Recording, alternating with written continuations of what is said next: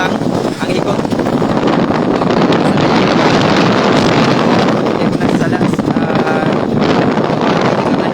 Sa Bifar na siya. Tapos ini puraw naman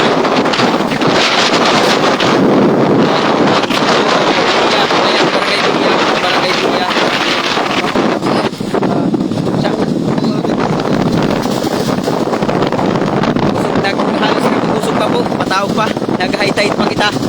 Kaya uni ang update dito sa Magallanes. May isa na po yung PDRMO si Kuya Diso, pwede. Kaya na siya. Katabay naman. Yes, may telegram po. Ang siwol tag na hiling nindo halos labaw na sa labaw na sa ang tubig sa siwol. Mapanti pa ako para mahiling nindo mas lalo pa dito ano kalagayan mo niya dito sa Magallanes. Ayan. Grabe.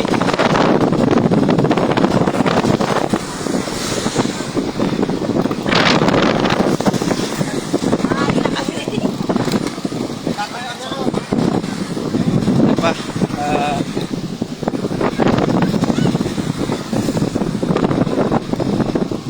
Need na siguro evacuate kita kang kasi nahihiling ta live man talaga low pressure pa lang naman yung natin ang last na update sa weather update pero sa ngunyan may storm surge na nangyayari siguro yung mga nasa coastal pwede na yung tawang kiabiso na for evacuation kasi grabe yan yung seawall medyo malabog lang sa camera kasi nag moist wait lang hanap ako ng spot na medyo maray-maray. So ayan. Ini ang Telegraph Church. Ano yung nakita digdi. Tapos muni pa sana lang videohan ta iraray. Alam ko lang moist kan sa tuya na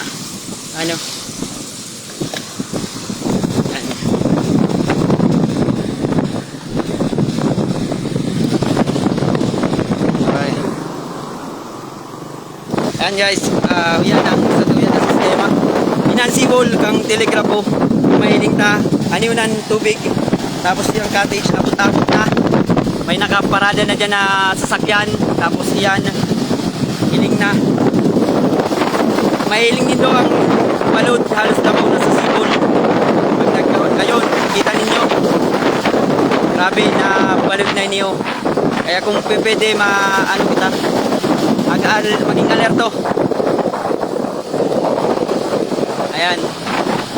Hindi na po ang sistema kang satuyang coastline. Uyan. Kung mahiling nindo may cottage duman, abot na po ito kang balod. Yan. Yan na po.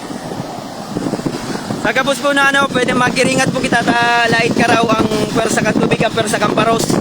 Yung pinang update sa muya digdiyo sa Kalitaan, Magallanes, Sorsogon. Dahil kung makover so kasi maduman man ako sa barangay. So relive na lang kung iraray ako mamaya. Para mahiling iraray nito. Yun lang.